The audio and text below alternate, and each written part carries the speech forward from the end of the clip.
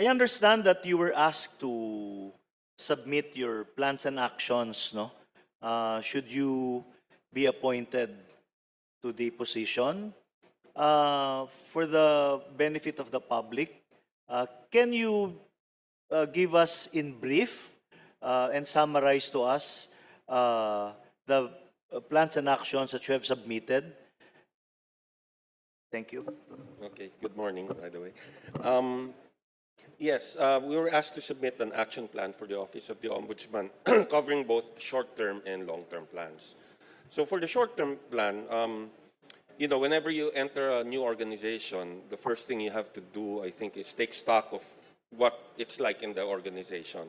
So you would want to conduct an initial assessment and evaluation of the current state of the office in terms of personnel, status of cases, budget utilization, savings, IT capabilities, training needs, and the like. So it's important to get a stock of those things because it's very difficult to come into an organization not knowing anything and think you know everything. I think there has to be that process first where you try and learn how things work, what the culture is, and so on.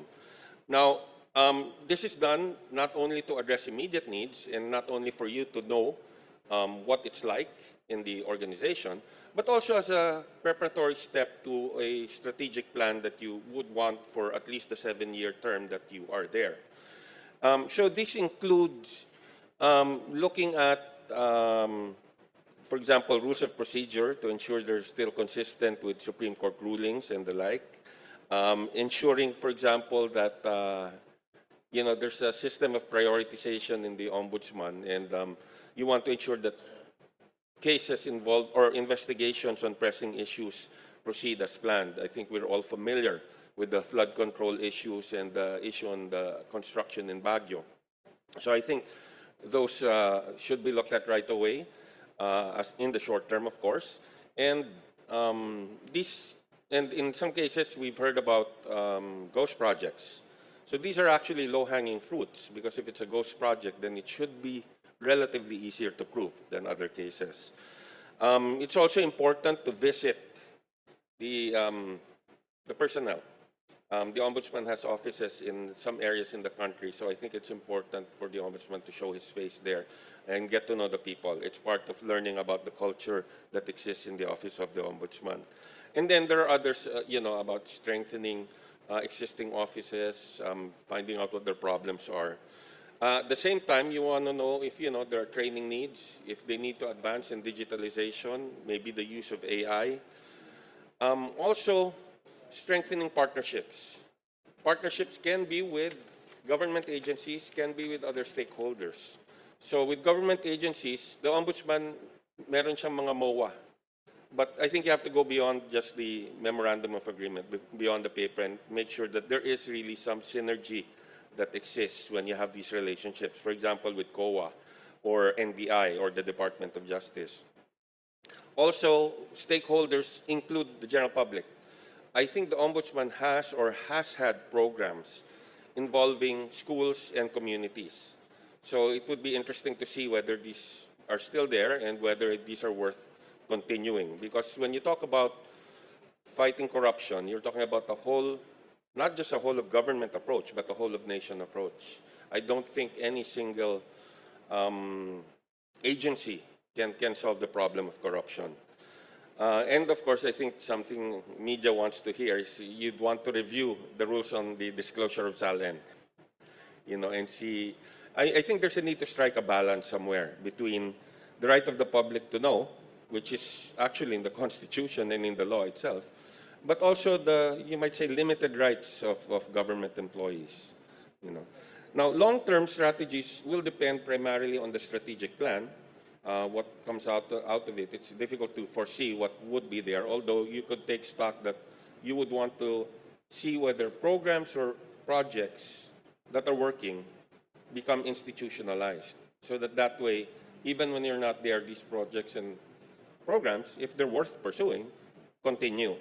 Another would be something very important, I think, that's overlooked is one of the powers of the ombudsman is to determine causes for inefficiency, red tape, um, misallocations, and graft, corruption, fraud, etc., similar to what the ARTA, or the Anti-Red Tape Authority, does.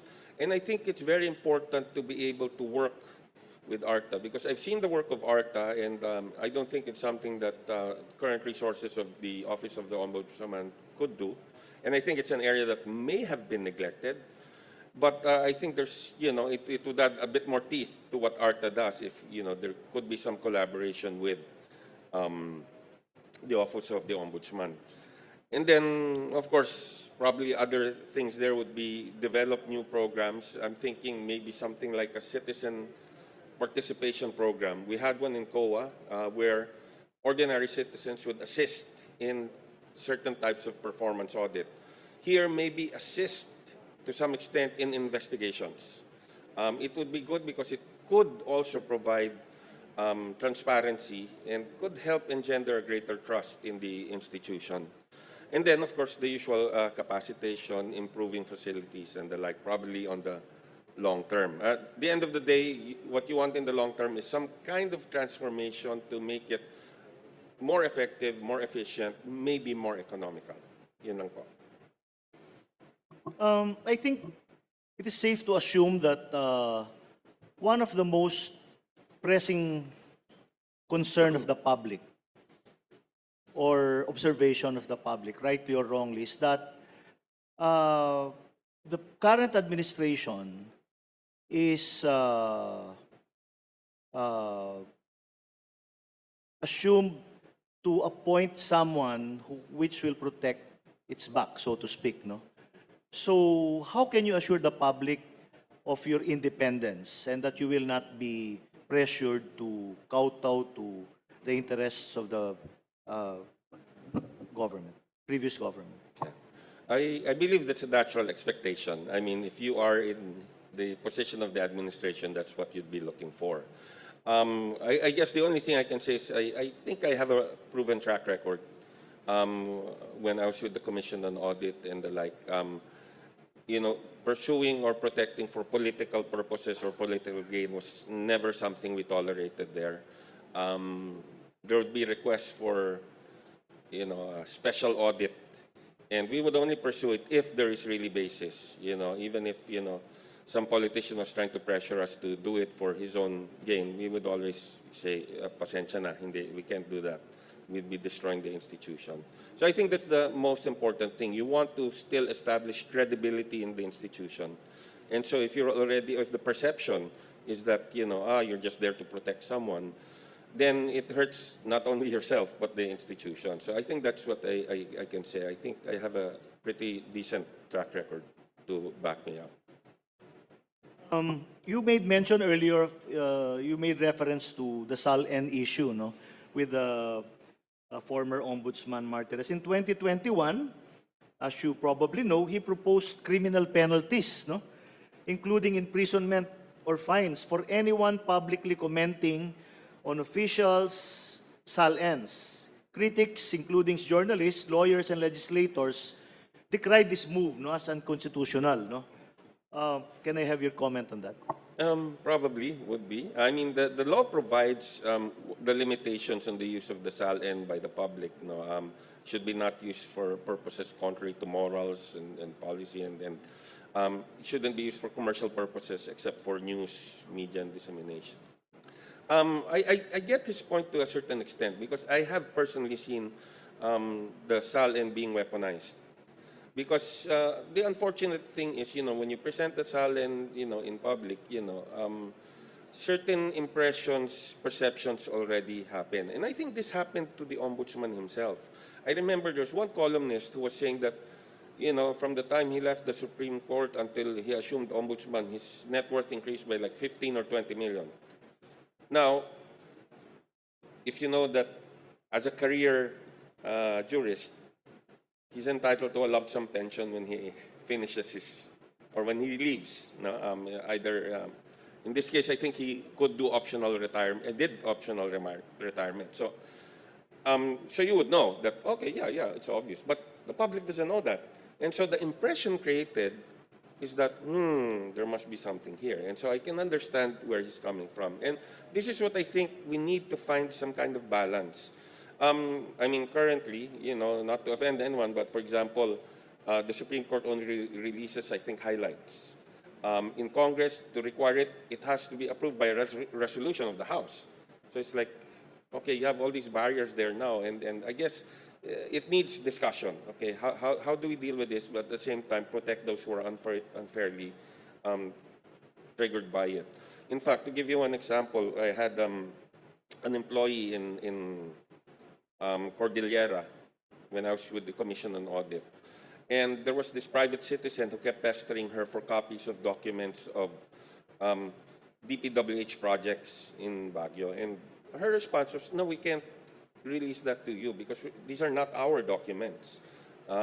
You can request from DPWH. So what the citizen did was he went to the office of the Ombudsman to check if that employee had her SALHN on record.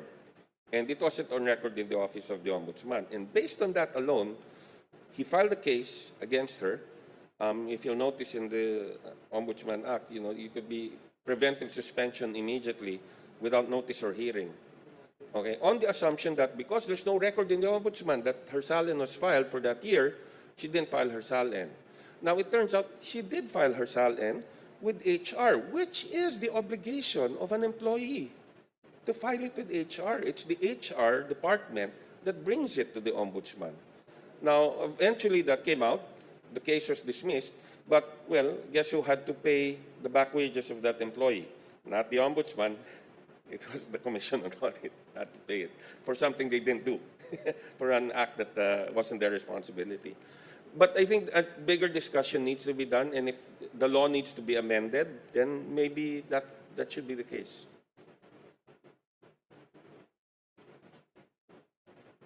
Okay, thank you. For my final question, you serve under the past three administrations, President Pinoy Aquino, President Duterte, and President Marcos Jr. To your mind, which among these administrations had more passion and was more effective in fighting graft and corruption? Well, if you really look at passion and all, I think that was the whole campaign of President Aquino. Remember, kung walang korap, walang mahirap, di ba? That was really his thrust. And I would think that it was quite strong because, as you know, I was a practitioner before I entered government. And, as a practitioner, you're exposed to all sorts of shenanigans in the courts. And I remember talking to a court interpreter, and he was saying that they're behaving now because, it comes from the top. The leadership comes from the top, and it's leadership by example. So if they see that at the top, they seem to be quite serious about it, they take a step back. Now, I think with the President Duterte, he was pretty strong about it, but there were still a lot of things that were going on under his nose. I think the scare tactic worked to some extent, but probably was maybe selectively enforced because, at least from experience when I was in the commission, we dealt with the World Bank and other organizations that were looking at corruption. It was during the past administration that based on at least their survey, which of course we don't know how accurate it is, the percentage of kickbacks increased. That was the data that they provided us. Now, I don't know if the data is fully accurate. Now, with the current president, I think he's probably sincere with it, but, he's only 3 years into the term, and so it remains to be seen. The recent moves about the flood control in Sumbong sa Pamuno, it's a good start, but, it's how you finish that's more important, I think. That was my final question. Good luck, Chairperson Aguinaldo, and thank you, Attorney Cleves. Thank you. Former chairperson of the Commission on Audit, how have these experiences shaped your approach to promoting accountability with government institutions? Yes. When I entered the Commission on Audit, of course, I'd heard some things. I know that generally it's a very professional organization, but there are always bad eggs. But my entry at first was, I said, clean slate. Okay, I don't know you. If you've done some things in the past and you're called to account, I mean, there's nothing I can do about that. But moving forward from here, we start with a clean slate. So another way of saying I trust you, but don't betray that trust. So you kind of set the tone and you give them that that way forward, because a lot of these employees are used to, every 6 years, every so on, or every 7 years, magpapalit, and then they adjust again. So that's one. And then secondly, I made it a point to get to know the people. So I did a lot of travel to the different provinces. As you know, there's COA everywhere. And so you get to meet them, but more than that, you get to know what their issues are, what their problems are, and the like. So you get a better grip or grasp of it. And then at the same time, of course, you have to learn the work. It's very rare that someone enters an organization knowing fully well how it operates and what the work is. So that means to some extent, there's a need to humble yourself to at least accept that, hey, you don't know everything. And that these people here, most of whom are career, can teach you something.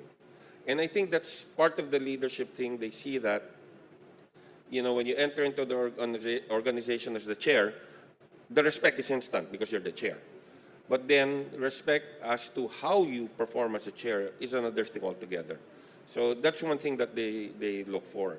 And so I think that's, with the Philippine Competition Commission, it's not as challenging, I guess, because it's young. Most of the employees are young. I think we only have one employee who's above 60 years of age. And so, to put it colloquially, wala pang sungay yung mga bata doon. So it's been quite easy. And fortunately, I've been paired with commissioners who are of similar mindset. We get along very well. No one tries to outdo the other. No one tries to show na mas magaling siya or so. And so it works pretty well. So I've been exposed to these different types of things, and I think it will help. The difference probably is that the ombudsman is the head. It's not a collegial body. So you won't be able to hide behind, your colleagues. You're actually taking full responsibility. And what aspects of these professional experiences do you believe best prepare you for the investigative and prosecutorial functions of the ombudsman? Okay. I think I'd go back a little further because I did practice law for about almost 19 years, and I did my fair share of litigations. A few criminal, it wasn't my main line, but I did quite a bit, and I've worked with these investigative bodies. I don't know if you've heard of Pinkerton and all these that do investigations, mostly in IP cases. And so when we'd execute a search warrant or so, they would do all the prep work, and I'd be briefed on that and see how they actually did it. And then when I was in the office of the president, one of my functions was to head the discipline office. Well, it was under me, although there was another director or assistant secretary who directly supervised. But then we did investigations similar to what the ombudsman does. For example, local government officials. I think we have concurrent jurisdiction of the ombudsman. And the ombudsman at the time told us that she would defer to the OP when it comes to governors and mayors of independent cities and the like. So I did have some experience there. And in the Commission on Audit, it is an investigation of a different sort because it's primarily focused on financial statements. But then, when you get to the nitty-gritty, if you're going to do a special audit, that means going over receipts, disbursement vouchers, and the like, which can be boxes full. So I think I have a decent grasp of what is required. So follow up on that. So given your experience as former chair of the COA, and if appointed as ombudsman, how would you convert COA audit findings into successful prosecutions before the ombudsman? Okay. Yeah, I think one of the problems normally is that at least the general public, they don't really understand what an audit is. First of all, the Commission on Audit is not technically an anti-corruption agency. In fact, you will not find the word corruption in the law. Their main purpose is to examine, audit, and settle all accounts of government involving revenues, expenditures, and the like, including properties. And so when they do an audit and they come out with an audit report, or the annual audit report, that refers to the financial statements prepared by the agency. So they check the financial statements to see if it's in accord with the accounting standards that have been promulgated. So yun yung unang tinitingnan. Now, the question asked is, ba't hindi nyo tinitingnan lahat? And the simple answer is, imposible po. Hindi matatapos yung audit if you had to look at every single item of expenditure, especially you could imagine for big organizations. For example, like the Congress, for example, like the judiciary.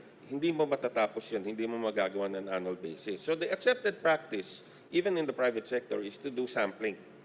So what they do first is audit focus. Audit focus can be several things. It can be yung mga items na malaki yung budget. It can be items that have been problematic in the past. It can be items that are part of the core functions of the agency. So yun ang titingnan, and then they do a sampling. So when you do a sampling, random yan. So minsan, baka hindi tumama. If, say, 50% are spurious, yun malamang tatama yan. But if only, say, 1 or 2% are spurious, posibleng hindi mo makikita yan. So when they come out with the audit report, and they have some findings there, it's a final report, but it doesn't mean that the findings are all final. Because we have, or COA has an annual report requirement. They have to come up with the report by June 30 of every year. So, hindi masyadong klaro yan. Now, the findings itself, part of the problem is there have been prosecutions which are based only on audit observation memos. Now, what's an audit observation memo? It's a memo issued by the auditor, which is like preliminary findings pa lang. Ang ibig sabihin nun, hindi pa nakakasagot yung management. Ito pa lang yung nakikita nila. So the next step would be for management to comment on that. And if there are findings that require action, for example, it's illegal use of money or unlawful spending, then they would issue now a notice of disallowance. Now that, yun, pwede na yun, right na yun. So that is something that they can already take. And I had discussions with this with the former ombudsman and ombudswoman, you know, to avoid filing cases based only on audit observation memo. Kasi one side of the story lang yun eh. So number one is it should be based on a notice of disallowance and the like. Now, some people are saying, oh, di dapat hintayin mo nang ma-resolve yung notice of disallowance because there's an appeal process. But I think there's been jurisprudence already that the ombudsman can undertake it independently. It doesn't have to wait for that. So that's probably one of the broad powers of the ombudsman. On the practical side, I think greater cooperation. We did have a memorandum of agreement on joint investigations, pero like a lot of memorandum of agreement, they just fell on the wayside. That's why I'm saying you have to go. These relationships have to go beyond just the MOA. Kailangan meron talagang tangible cooperation between them. How do you define moral courage in public office? And can you cite an instance in your career when you had to make an unpopular but principled decision? Okay, I think moral courage would be proceeding with a decision. Handle that is to be able to explain to the person involved that, you know, there's nothing we could do because this is really what it is. I mean, as much as possible, if, you know, there's a way out, good, but sometimes there's just none. There's no defense. For example, I'll give one example. There's this governor, and the governor had overdrawn.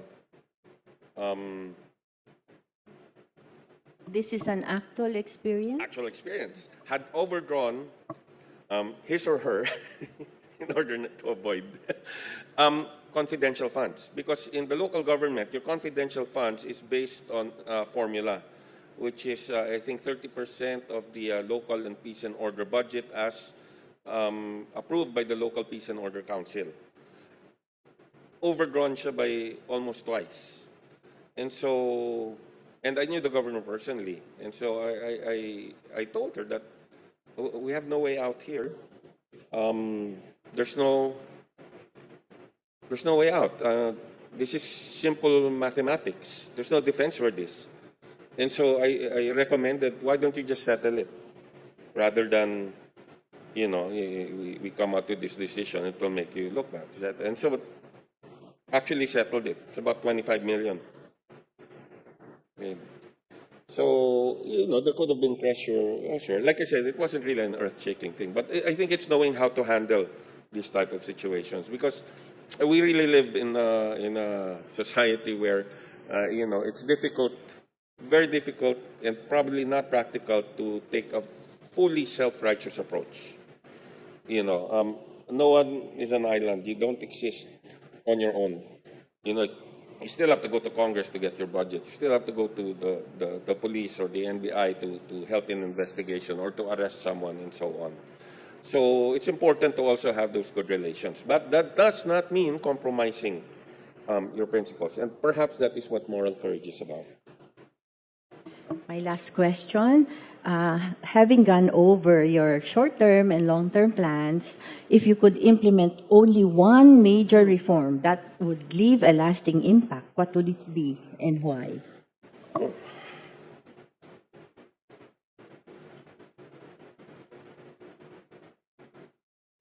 I would think in the short term, probably, I mean, the easy answer would be to go after these, what I mentioned, low-hanging fruit. Because whenever you start something new, it's always good to have early successes.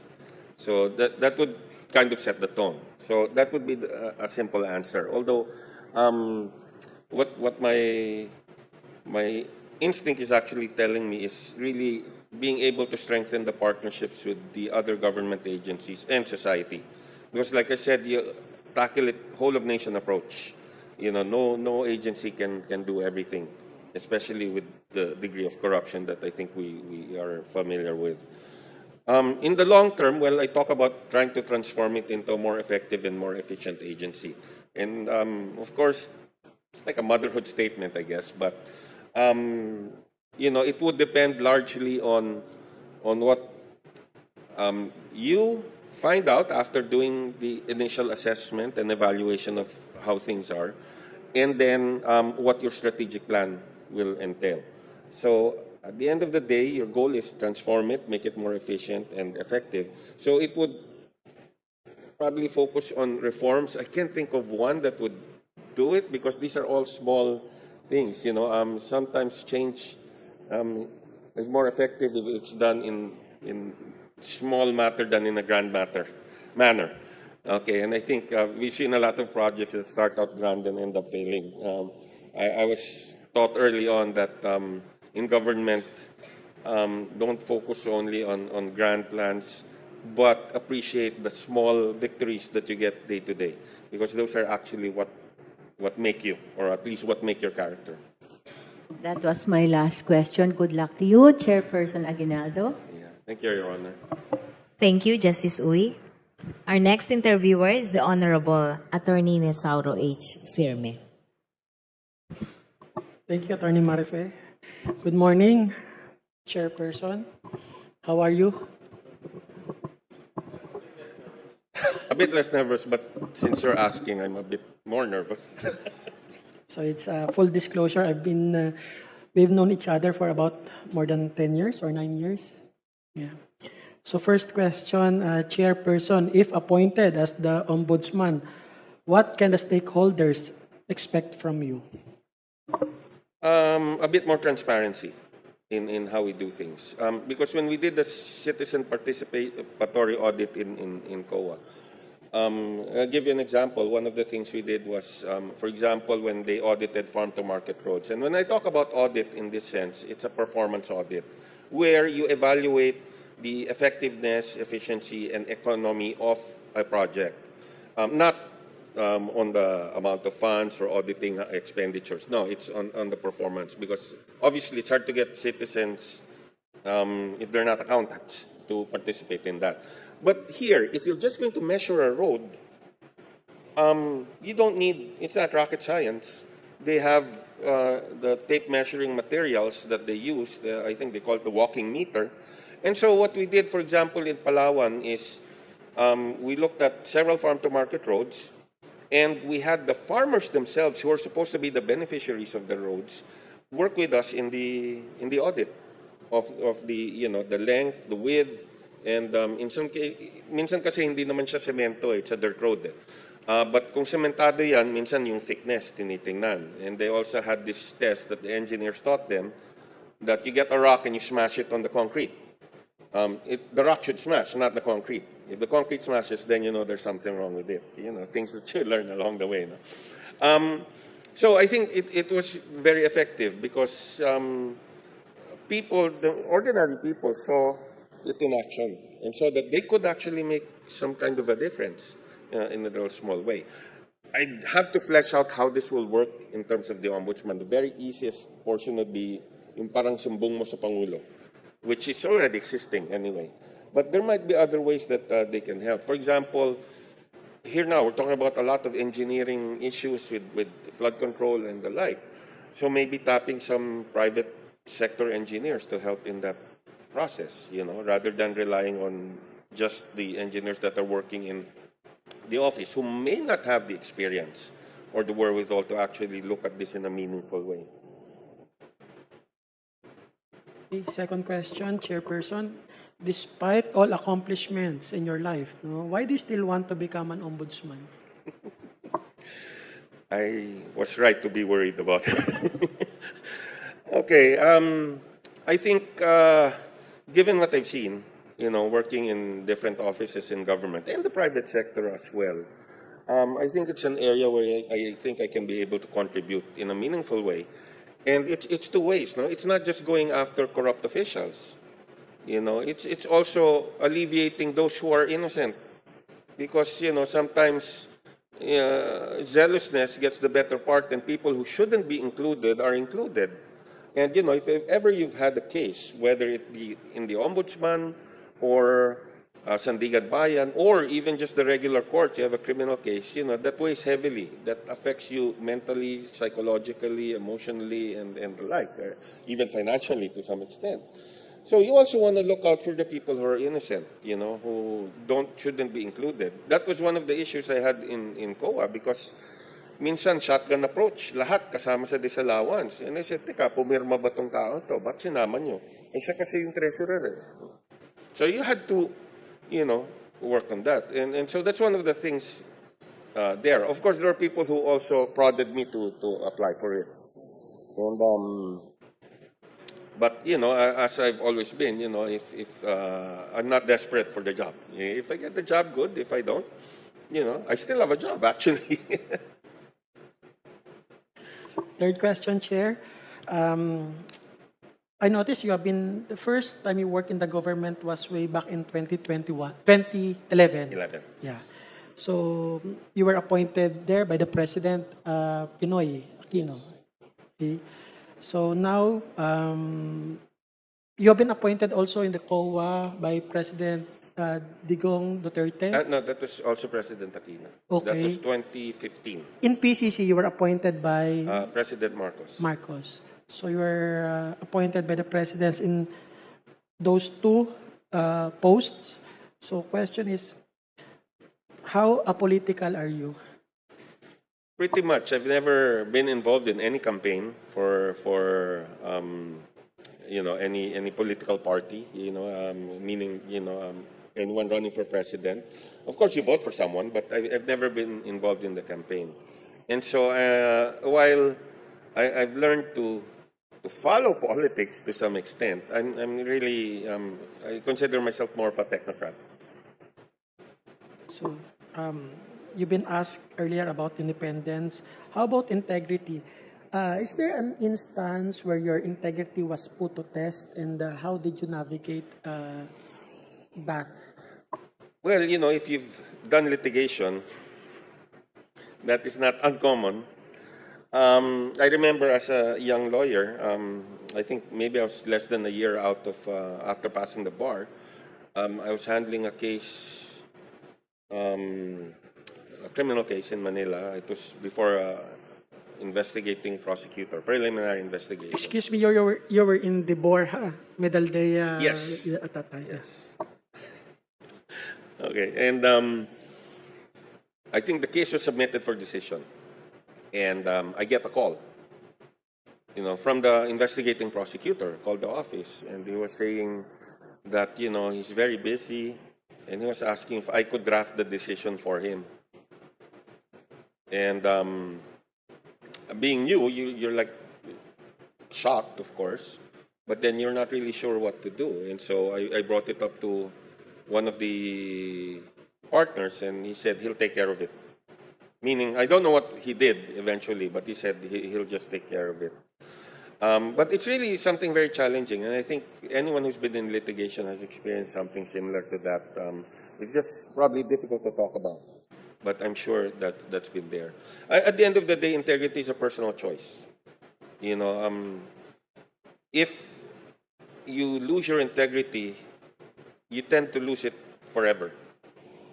And so, sayang yung pangalan mo kung sisiraan mo ng ganon. And that was one lesson taught to me by the senior partner in the next law firm I was with. Just make that one mistake and it will taint you forever.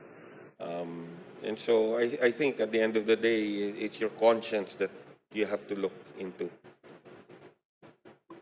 Chair, if ever appointed in the office of the Ombudsman, do you foresee any significant changes or change in your lifestyle or life? Well, they said you have a lot of bodyguards. Yeah. And I'm not used And how to do that. you want or desire to cope with that situation? I don't know if I have a choice because I think they have their own security people there as well, and they're assigned to you. So I don't really know. It's not something I've thought about. I like the fact that I drive myself on Sundays without any security whatsoever. But in this post, well, that's something that my wife and I have discussed and said, well, if it happens, you have to deal with it. So I guess we'll really know when, if and when the time happens. You'll try to adjust to that new lifestyle. Yeah. You have no choice. No choice, yeah. So how much do you value, Chair, public perception? Oh, it's very important. But it shouldn't be controlling. At the end of the day, that's where integrity comes in, and that's where moral courage comes in. It's very important because, perception is a lot. You can be dishonest, but the perception might be you're a decent fellow. So it works. It can work the other way. You might be honest, but then the perception created is you're indecent. So I think it's not the most important thing, but it is very important. And so as much as possible, you want to maintain that perception. And for an organization like the Ombudsman, I think it's important. There are, of course, other ways to deal with it. I mean, media or social media is one way of dealing with it also. But it's very challenging because, as you know, minsan unahan yan eh. Pag naunahan ka, ang hirap.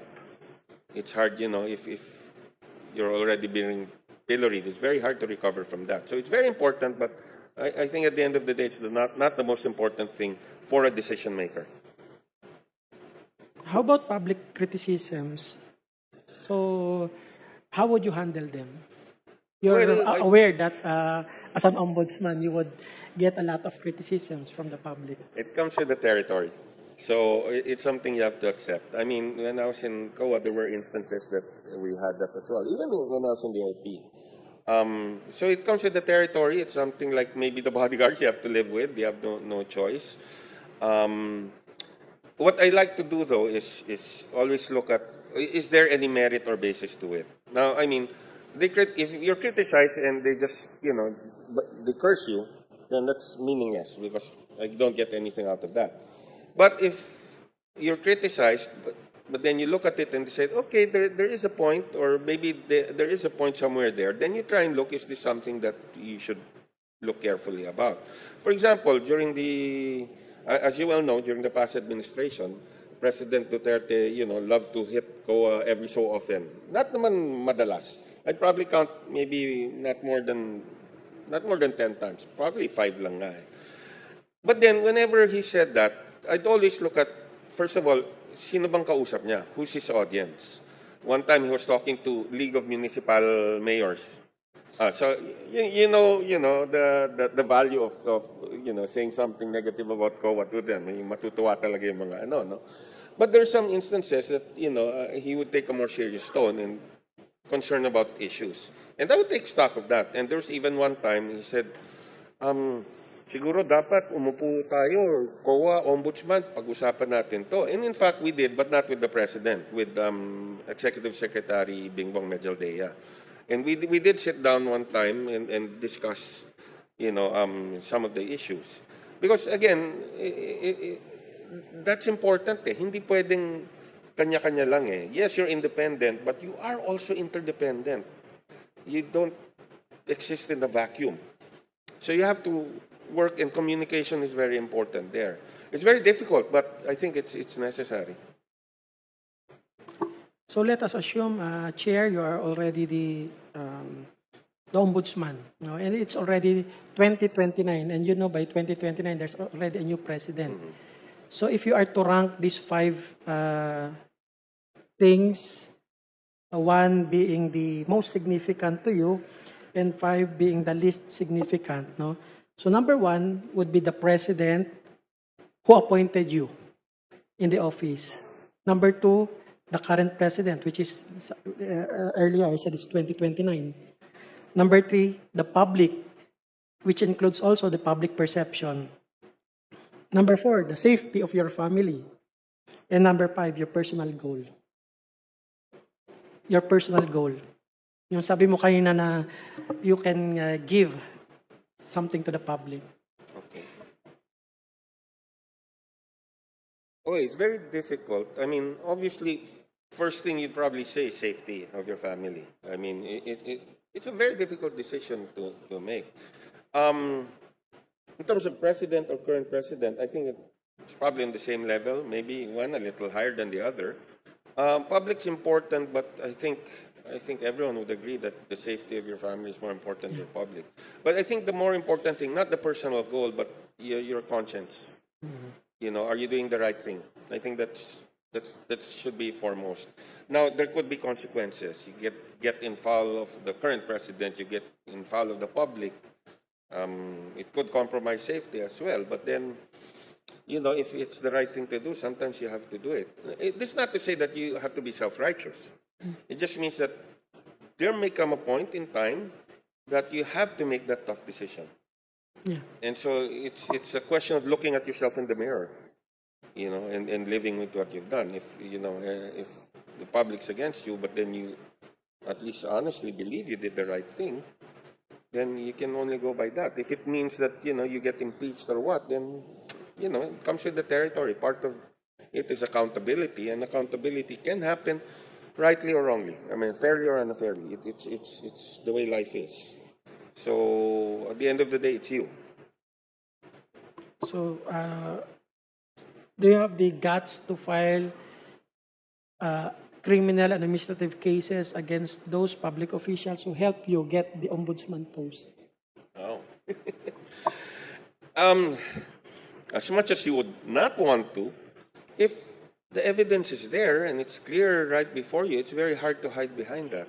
Now, as lawyers, of course, there's a lot of legal gymnastics that can happen, but there's some things that might be clear as daylight. Like, for example, the governor I was telling you about na, nag-overdraw sa wala ka talagang lusot dyan eh, because it's simple mathematics. Now, if the evidence is really strong, at the end of the day, that's what it's about. And that's one of the difficulties also, because you have this public perception, whenever a case is filed, and then kung ma-dismiss, ang iniisip ka agad, ay, may nabayaran dyan, or, which is sad, Sometimes maybe it happens, but I think a lot of times hindi naman ganon. But if it's high profile and then na-dismiss, yun ang unang sinasabi. But no one really goes into, ano ba talaga yung ebidensya? Ano ba talaga yung pinakita? It's only the conclusion that comes out then. And so I think at the end of the day, it's the evidence there. That's the bottom line. Even sa COA naman, kung walang ebidensya, wala tayong magagawa. Last question, Chair. So, what significant development do you think in your life would make you decide to quit, assuming you're the ombudsman, to quit the post? Probably health. I think if you become physically or mentally unable to continue, and I hope if it does happen, I realize it. You know, I've been fortunate to see long-time law professors, actually ex-Supreme Court justices, who, really good for them. They noticed that they were losing already their, memory. And they recognized it, and they themselves, offered to say, I cannot continue. Search for a replacement for me. So there. I mean, at the end of the day, it's not clinging to a post. That's something I've never done. Thank you, Chair. Good luck. Thank you. Thank you, Attorney Firme. Our next interviewer is the Honorable Senator Alan Peter S. Cayetano. Good morning, dear colleagues and Chairman Mike. Chairman, let me start by taking exception to one of your statements kanina. Sabi mo, never ka nagkaroon ng earth-shaking experience sa moral courage.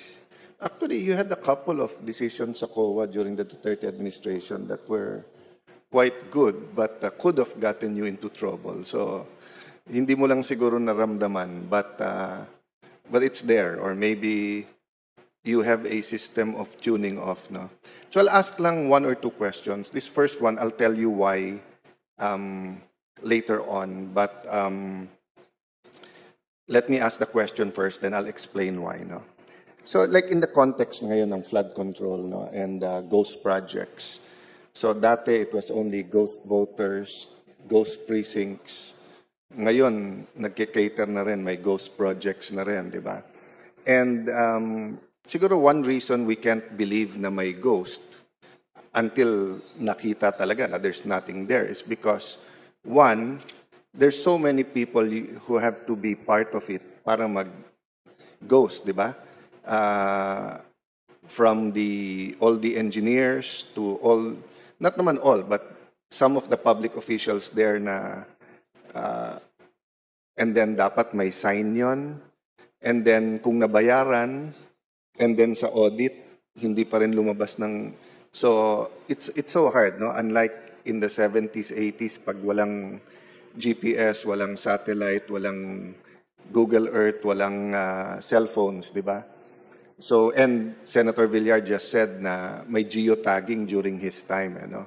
So, if you were the ombudsman, whether it's a year from now or soon, etc., and all of this, what will be your approach or attitude in, let's say, location, barangay X, and proven a ghost? Will you go after just the top honcho, or will you go after everyone as ombudsman? Or, I mean, the ombudsman office that you will lead, will you go, how will you approach it? I think I remember what you were referring to earlier. It just occurred to me now. The face mask, among other things. Yeah, I think I might have tuned out on that. I think as a rule, you go after everyone. But I've already seen many instances in different areas where if you do that kind of shotgun approach, you go after everyone, it actually makes it longer. It takes longer, it's harder. I mean, you look at the Ampatuan massacre, how long that took, because you had like 57 different lawyers for, so it's very difficult. But I think the general rule should be you go after everyone. But at the end of the day, you should be guided by the evidence. What does the evidence tell you? Does the evidence show involvement up to here and so on? For example, in a lot of the PDAF cases, one of the difficulties there, I think, that the courts have had is linking the payments made to the NGO to the congressman who approved it. Because unless someone testifies or there's a paper trail, voila. So it's very difficult to include them. Although I did see one decision recently where they applied malversation by negligence.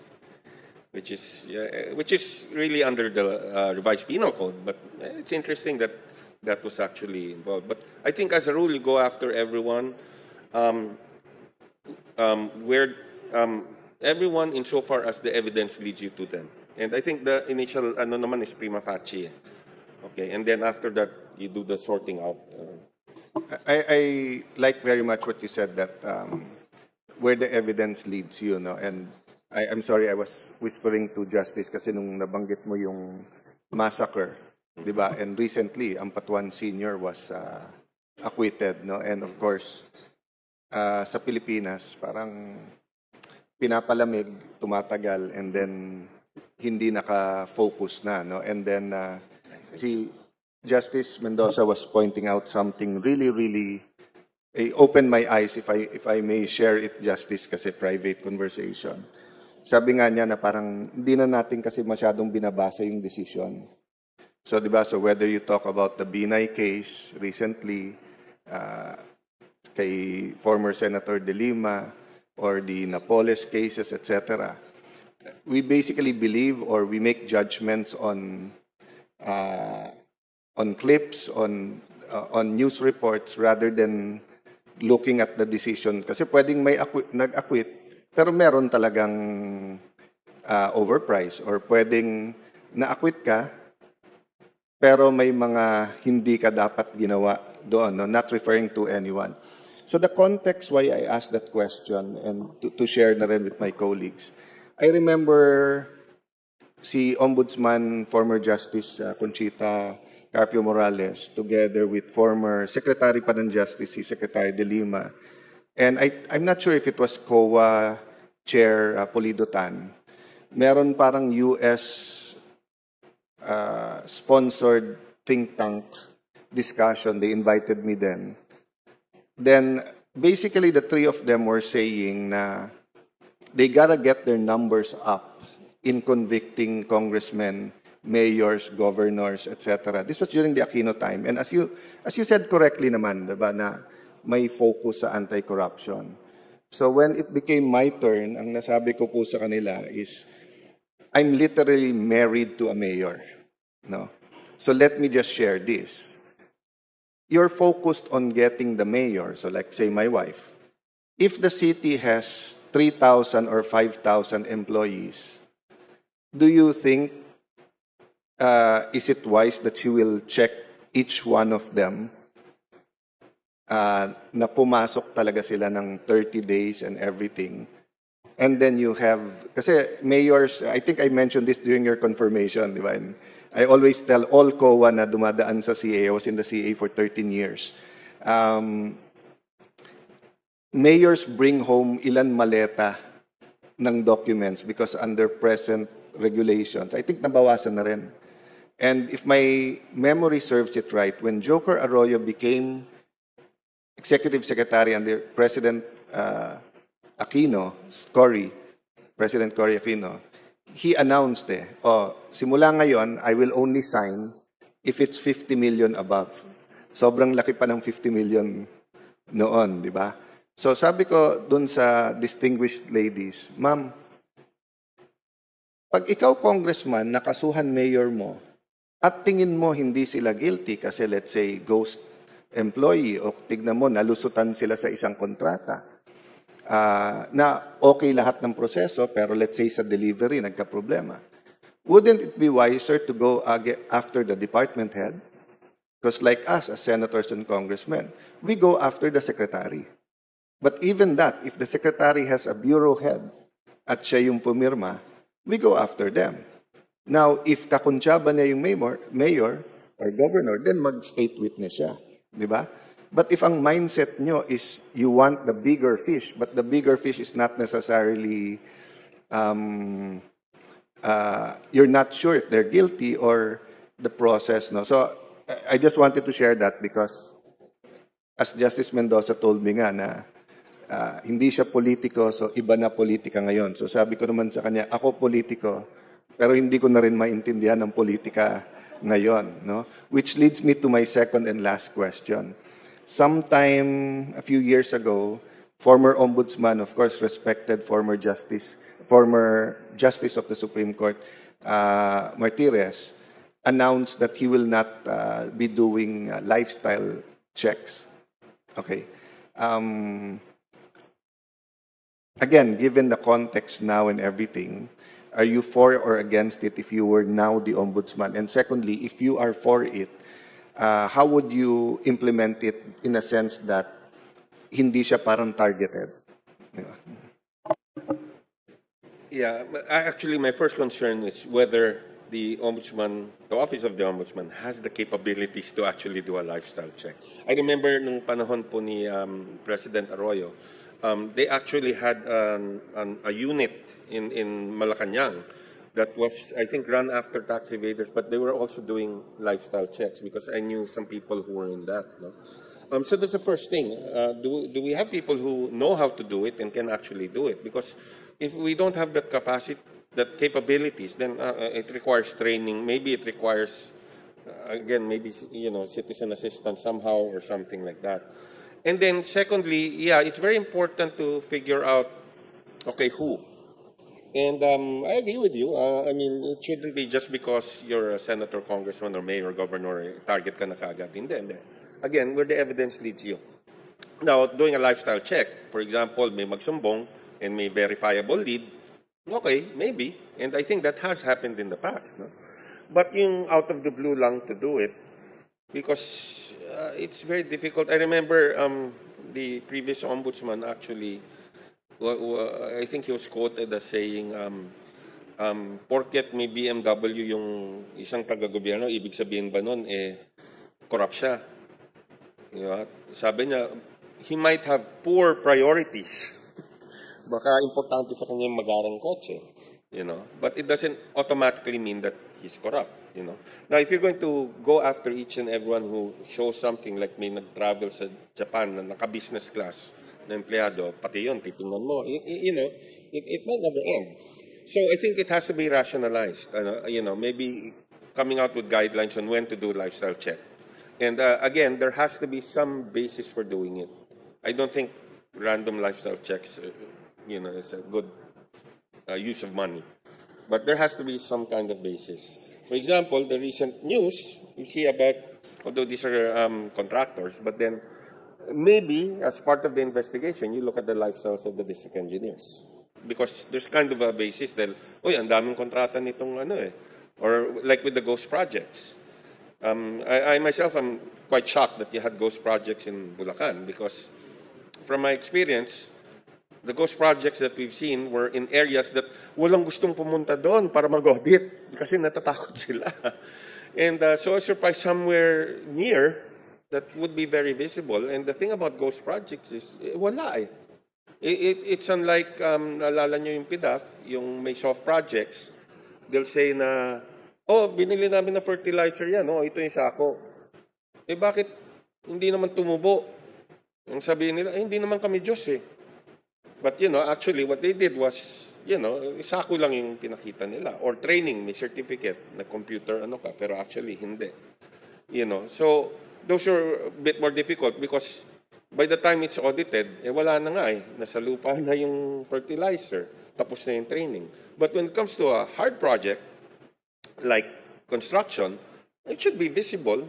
Or kung nag-iba siya for natural causes, you should still see some, ruins or semblance of what was constructed.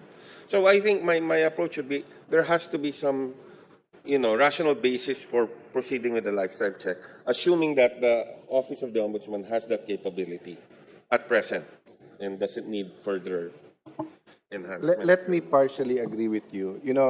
When my dad went to heaven, to next world,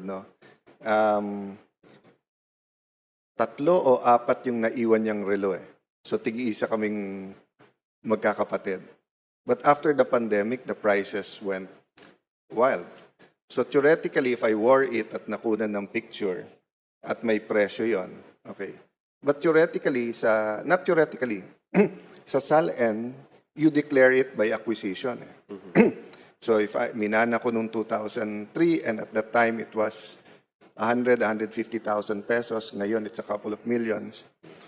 And your or it might be, I haven't really looked and appraised of it, but ibig sabihin, depende sa brand. But ang point ko is, and sa SALN, I remember ka-lunch ko for more than 10 years si Butch Aquino, and he would tell me like yung nakuha niyang lupa for whatever, 200,000, you can either declare kasi at the present value or at the Acquisition cost. Oo, hindi na niya inabot yung ngayon sa SOCMED.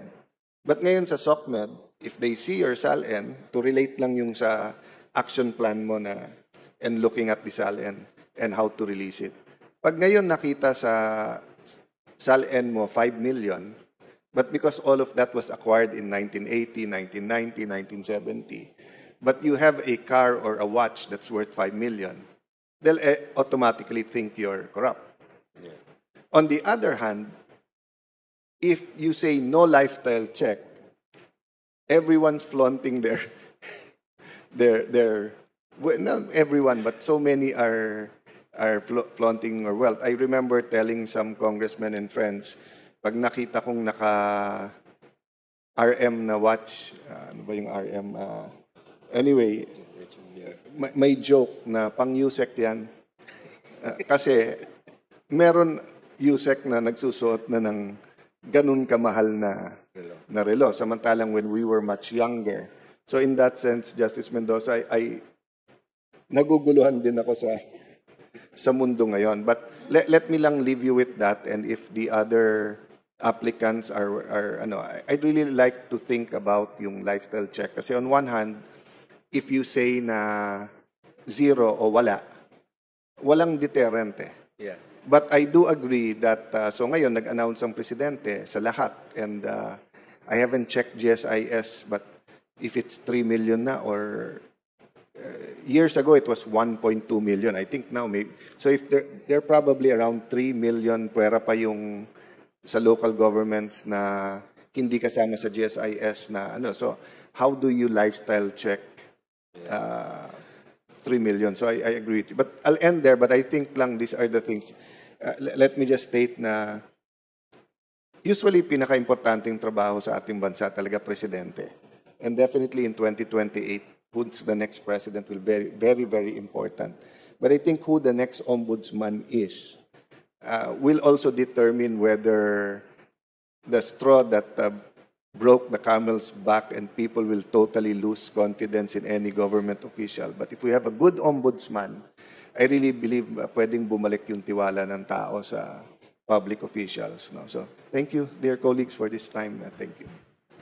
Thank you, Senator Cayetano. Our last interviewer is the Honorable Justice Jose Catral Mendoza. Thank you very much, Attorney Marife. Good morning, Chairman. The questions I was supposed to ask were already covered by my colleagues or your answers to their questions. I will just limit myself to some based on your record. Okay.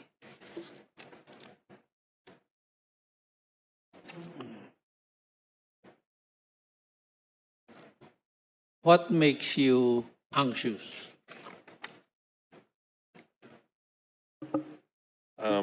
This feels like the psychological assessment.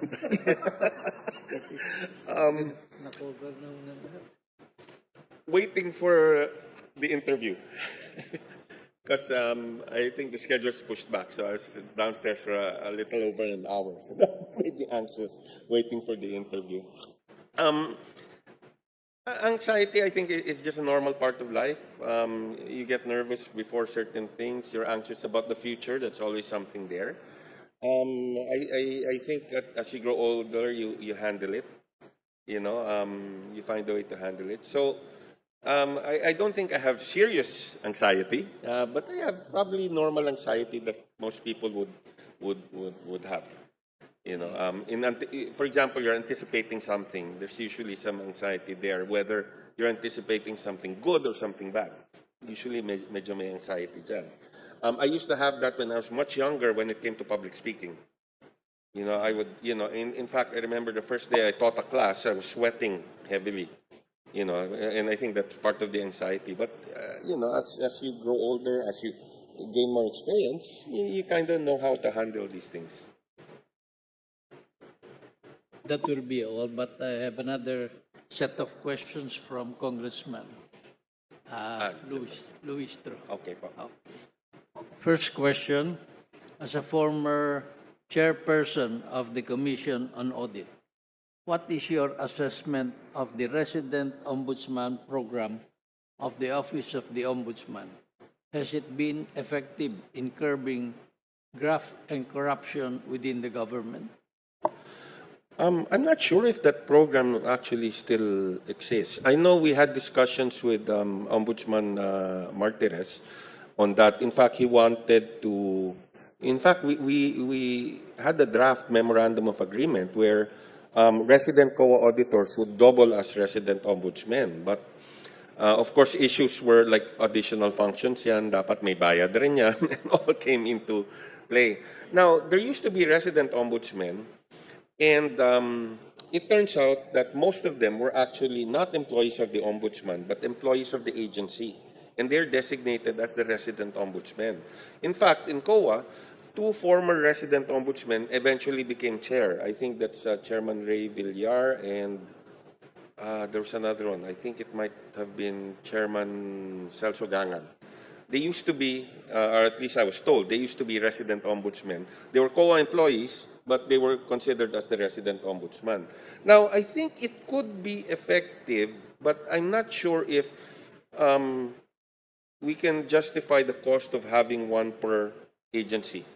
And why do I say it could be effective? Because, again, one of the lesser-known roles of the Office of the Ombudsman is what my former law professor, Jack Jimenez, said, tagakulit. Meaning, yung ang bagal ng papel, siya yung mangungulit ngayon. And dahil ombudsman siya, medyo kakabahan yung ano. ARTA, I think, does that to some extent now. And that's why in part of my short-term goals would be to work with ARTA on that. Because I think ARTA's done, especially under, currently under Nes Perez, I think they've done a great job in helping, you know, the ease of doing business in streamlining processes. No? And of course, if they're partnered with the ombudsman, maganda siguro yun. Because it kind of gives a bit more teeth or maybe a bit more ascendancy na sumunod yung agencies. But something worth studying though, whether to bring back the resident ombudsman. The next question is on the memorandum of agreement which the PCC had with the Ombudsman. Are you familiar with this Memorandum of Agreement 2023? In general, but I don't remember all the specifics. But a lot of it is data sharing. And one of the aspects kasi na may overlap ang trabaho ng PCC with what the Ombudsman does, although criminal jurisdiction sa kanila po, is yung bid rigging. But yung bid rigging kasi namin in PCC is kakutsabahan ng mga bidders. So you have bid rotation or yung mga, wag na kayo mag-bid, ganyan. Pag Ombudsman, usually kakutsaba yung government official. But there is also jurisdiction kung magkakutsaba yung bidders under yung GPR, the new procurement law. Kasi bawal rin yun eh. So there's some overlaps there. Now, one of the things they were able to develop in the PCC, and this was even before I came in, was what they call BURST, which is a bid rigging tool. So it's a tool that helps you, it's a software that helps you analyze data. And so kung maraming data dyan about bidders and all that, you may be able to see patterns. Kasi pagdating sa bid rigging po, it's a question of looking at patterns. And that's something that we've shared with the Office of the Ombudsman and also COA and GPPB.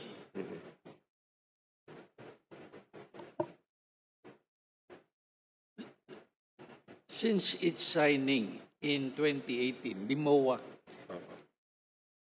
how many complaints or investigations were formally referred or jointly handled under the mechanisms outlined in the MOA? if you're aware. As far as I know, wala pa. But I can't Wala pa. speak of anything before 2023. But since 2023, ang pagkaalam ko, wala pa. So I will not ask the third question related. There's another question. As a former COA chair, you are familiar with the conduct of fraud audit and the nature of fraud audit reports, FARs. During your term, how many FARs have been transmitted to the Ombudsman and what percentage resulted in actual cases filed? Oh, I don't have the numbers, but I know we did transmit quite a bit because I'm the signatory pag transmittal sa Ombudsman ng fraud audit. Because normally, pag fraud audit yan, hindi na pinapasagot yung respondent because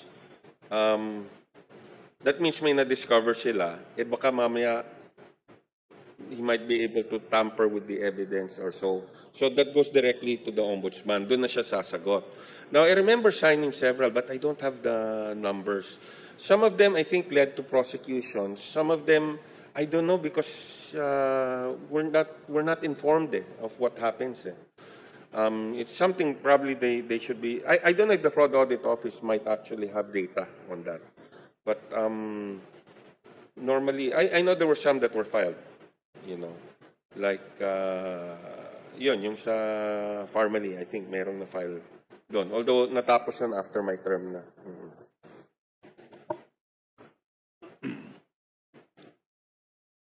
RA 3019, the Anti-Graft and Corrupt Practices Law, was enacted in 1960 with limited updates since then. If chosen as the next ombudsman, would you advocate for the amendment of the said law? Excuse me. What part or provisions should be subject to amendments? Yeah, I think that makes a lot of sense because, as you know, we have several laws that might be considered anti-graft and corruption laws. No, I mean from your basic revised penal code, entire section there on public officers. When it comes to offenses under the RA 3019, yeah, I think there might be a need to update them. But I think updating them would require knowing how they have been used in the past and what Supreme Court rulings have said about the interpretation thereof. A concrete example is when you talk about entering into a contract manifestly and grossly disadvantageous to the government. It's very difficult. When you say grossly disadvantageous, from what point of view are you looking at it? And at the same time, if you're prosecuted for that and say you're convicted, what if it turns out 10 years later that, it actually turned out to be advantageous? So, I don't know, maybe it requires better definition, maybe it requires fleshing it out as to what it means. And again, looking at the other offenses, maybe checking, should we revise how it's stated because of, how the Supreme Court has interpreted it in the past, or the difficulties we've had in implementing it, in the Ombudsman. So, yeah, it's an old law. Our revised penal code is old as well. And you still have some laws there that, or some offenses that probably shouldn't be there anymore. Fortunately, they're just not enforced, So, yeah, I would advocate, revisiting it, or maybe trying to put everything in one law, or codifying it somehow. Because, for example, when you talk about gifts, you have PD 46. Bawal yan by reason of office. Ganun lang. Which is also definition of indirect bribery under Article 211, I think, of the revised penal code. But then when you get to 3019, it just says you can't receive gifts if it's in connection with a contract with government, or it's in connection with a permit or license, and the amount is manifestly excessive. Yun ang wording na ginamit doon. Now, when you get to the Code of Conduct 6713, says, because, well, not by reason of your office, but in connection with your duties and something also about contracts as well. And again, it says that if it's nominal amount, then it's not a prohibited gift. So you have all these, and I think it might be a good idea to try and can we come up with something once and for all para hindi naman nakakalito?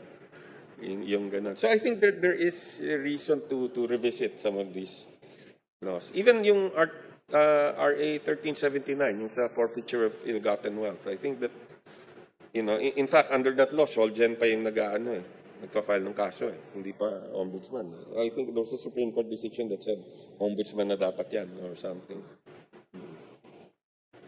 The ombudsman can always assume jurisdiction at any stage. This is the last question. Your personal data sheet provides that you have 10 relatives currently serving in various government positions. Yes. The issues of conflict of interest and propriety that may arise in the discharge of your functions as ombudsman, particularly when investigations or complaints may involve your relatives or their respective offices. How do you intend to address? That's the question. Yeah, obviously I'd have to inhibit because it's a clear conflict of interest. And so I think the procedure there would be, I would think it's the overall deputy ombudsman who would now handle that case. I think I have two relatives on my side. I think one is a prosecutor and one is a judge. Well, the judge, no problem because I have no jurisdiction over the judge. On the other side, my in-laws, I think there are about 8 who might be. Some are. There's one who's elected. There's one who works here. There's one who works in the Court of Appeal. So, some of them I would have jurisdiction, but those that the ombudsman would have jurisdiction, I would have to inhibit.